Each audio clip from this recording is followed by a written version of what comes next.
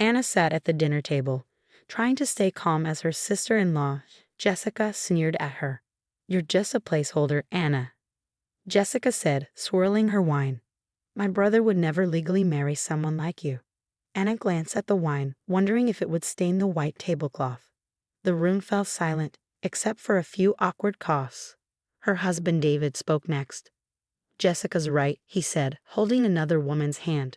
"His new girlfriend, Sarah. What you and I had was just convenient. Sarah and I have something real."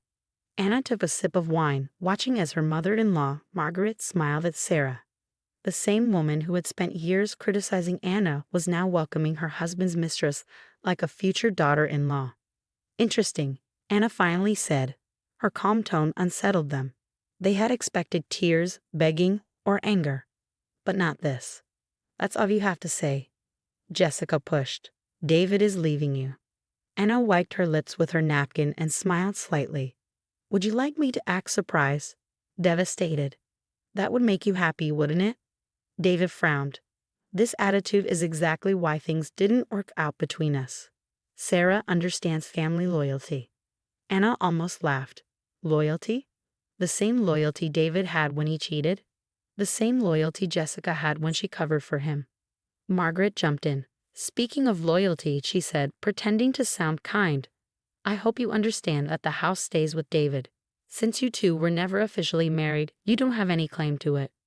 They all looked so confident, so sure they had won. David had told his family he never legally registered their marriage, thinking it protected him. Anna reached into her purse and pulled out her phone. "It's amazing what you can do online these days," she said, scrolling through her messages. "Banking, shopping, registering a marriage." The room went silent. David's fork dropped. "What are you talking about?" he asked, his smugness gone. "Oh, nothing," Hannah said, standing up. "Just that while you were busy with Sarah, I was making sure our marriage was legally registered. All I needed was the signed certificate from our wedding. And, well, you signed the paperwork 6 months ago without reading it." Jessica's face turned pale. "You're lying." "David was always too busy to read what he signed," Anna replied. "Every morning, I gave him documents for work, and he just signed them all without looking." David jumped up, knocking over his chair. "You tricked me. That's illegal." "Actually, it's not," Anna said, grabbing her purse. "Oh, and about the house. You might want to check whose name is on the deed. You weren't the only one making plans." As she walked out, chaos erupted. Jessica yelled, Margaret demanded proof, and David frantically called his lawyer. "This isn't over," Jessica screamed. Anna turned back with a smirk. "You're right, it's just beginning." She looked at David. "Make sure to read the divorce papers carefully this time." The door clicked shut behind her. As she got into her car, she texted her lawyer. "It's done. They fell for it. Move to phase 2. The reply came instantly. "Everything's ready. They won't know what hit them." Anna smiled as she started the car. They had underestimated her. They thought she was a quiet, obedient wife. But before she met David, she had spent 5 years working in contract law. And now they were about to learn exactly what that meant. The next morning, I sat in Maria's office, going over our strategy. My phone buzzed nonstop with messages from David and his family. I ignored them, focusing on the legal documents in front of me. "They've already contacted their lawyer," Maria said, sliding a paper toward me. "They're claiming coercion and fraud, just as we expected." I scanned the document. "Let me guess. They're saying David didn't realize he signed the marriage papers?" "Exactly," Maria said with a smirk. "But they haven't found the video yet." "Ah, the video." Our home security cameras had caught David bragging to Jessica about his plan. How he never registered our marriage, so I have no claim to anything. That recording would be very useful in court. My phone buzzed again. This time, it was a message from Margaret. "You devious little snake. We trusted you." Maria pulled up another document. "They've also filed for an emergency hearing to contest the house ownership. Seems they finally checked the records." I remember the day I transferred the house into my name. David had been too distracted by Sarah to notice the paperwork I slipped into his daily stack. Thanks to the power of attorney he had once signed without reading, I had full control.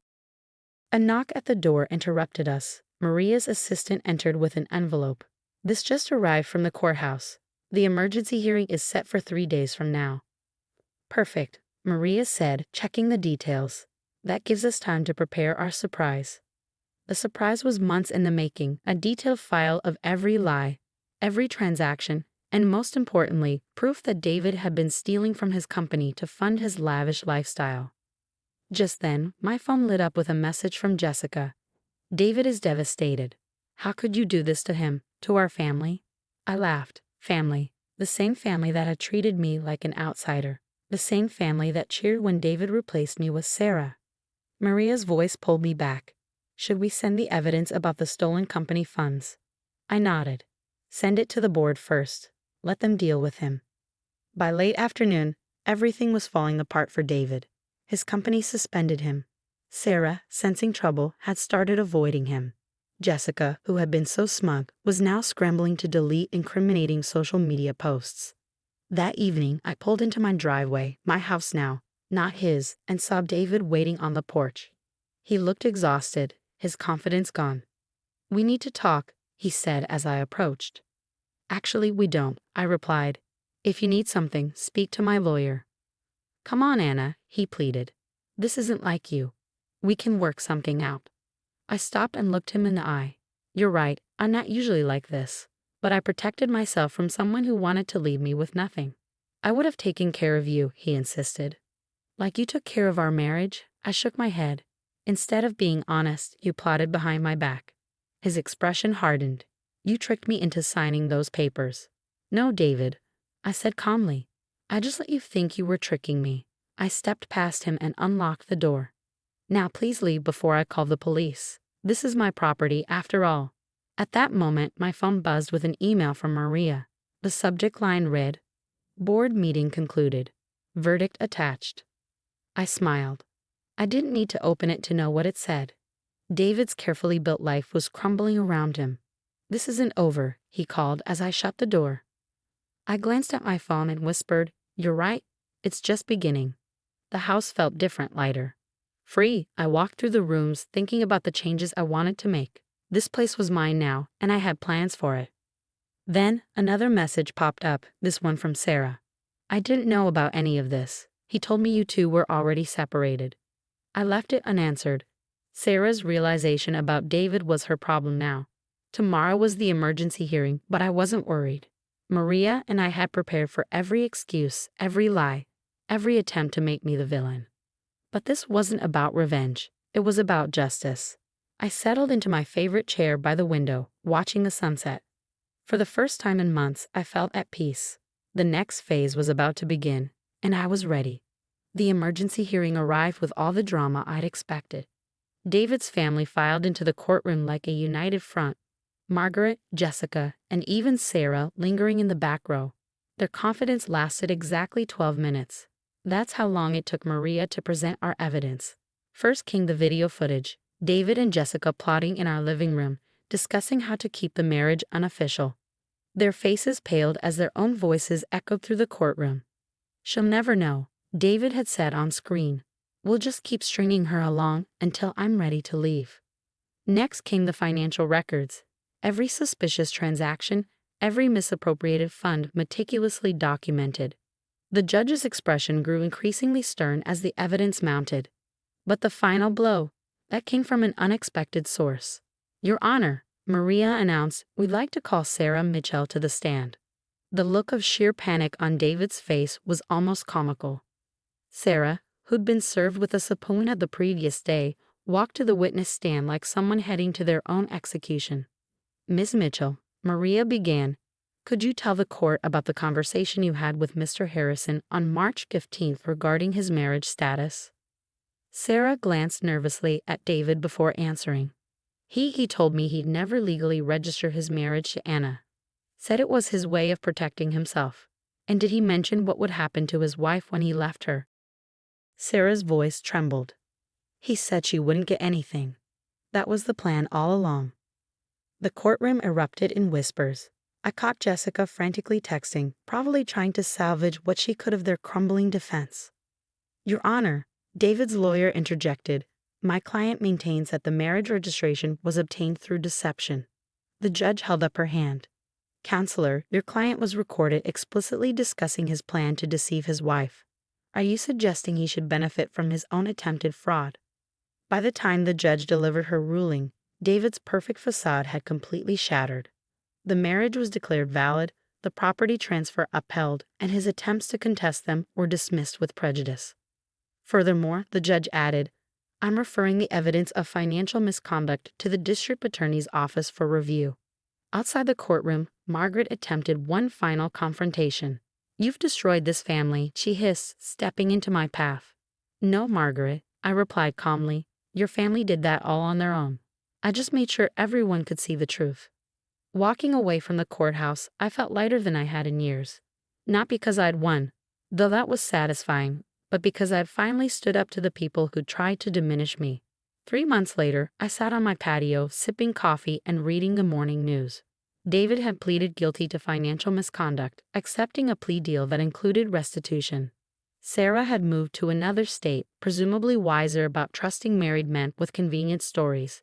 Jessica had gone surprisingly quiet on social media, her usual boasts about family loyalty conspicuously absent. My phone buzzed with a message from Maria. Final paperwork filed. It's officially over. I smiled, thinking about the journey that had brought me here. The house had been redecorated, every trace of my old life with David replaced with choices that were purely mine. The garden, which Margaret had always criticized as too modern, was thriving under my care. You know what's funny? I said to Maria over lunch later that week. They thought they were so clever, planning to leave me with nothing. They never realized they were teaching me exactly how to beat them at their own game. Sometimes the best lessons come from our worst teachers, she replied with a knowing smile. As I drove home that evening, I passed David's new apartment, a stark downgrade from our former life. He was carrying groceries inside, looking older and tired. For a moment, I felt a twinge of, not regret, exactly, but recognition of how differently things might have gone if he'd just been honest.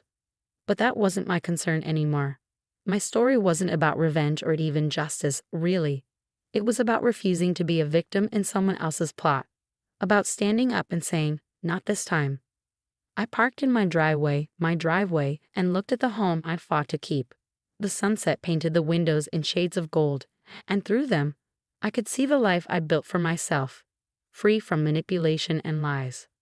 Sometimes the strongest thing you can do isn't fighting back. It's being prepared, being patient, and letting people face the consequences of their own actions. They had underestimated me, seeing only what they wanted to see. The quiet, accommodating wife who would step aside without a fight. Instead, they got me, the real me, and that had made all the difference. The end.